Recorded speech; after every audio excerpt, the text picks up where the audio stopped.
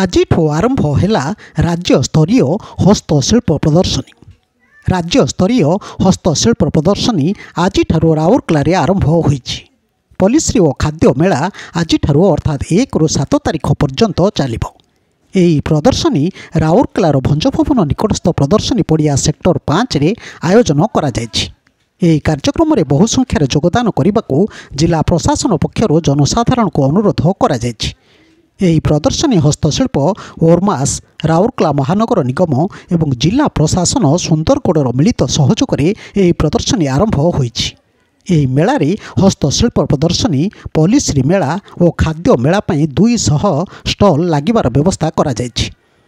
ପଲ୍ଲିଶ୍ରୀ ମେଳା ପାଇଁ 80 ଗୋଟି ଥିବାବେଳେ 20ଟି ଖାଦ୍ୟ ପାଇଁ ରଖାଯାଇଛି। ଏତଦ୍ ବ୍ୟତୀତ ଫାୟାର, ପୋଲିସ ଓ ମେଡ଼ିକାଲ ଲାଗି ବି ଷ୍ଟଲ୍ ନିର୍ମାଣ କରାଯାଇଛି। ଏଥିରେ ରାଜ୍ୟର ବିଭିନ୍ନ ଜିଲ୍ଲାରୁ ହସ୍ତଶିଳ୍ପ କାରିଗର, ସ୍ୱୟଂ ସହାୟକ ଗୋଷ୍ଠୀ, ସ୍ଥାନୀୟ କାରିଗରମାନଙ୍କ ଦ୍ୱାରା ପ୍ରସ୍ତୁତ ସାମଗ୍ରୀ ପ୍ରଦର୍ଶନ ତଥା ବିକ୍ରୟ ହେବ।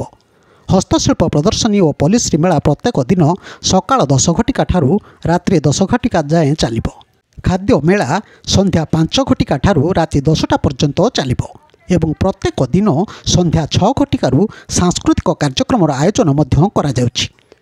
ବ୍ୟୁରୋ ନ୍ୟୁଜ୍ ଓଡ଼ିଶା କଥା।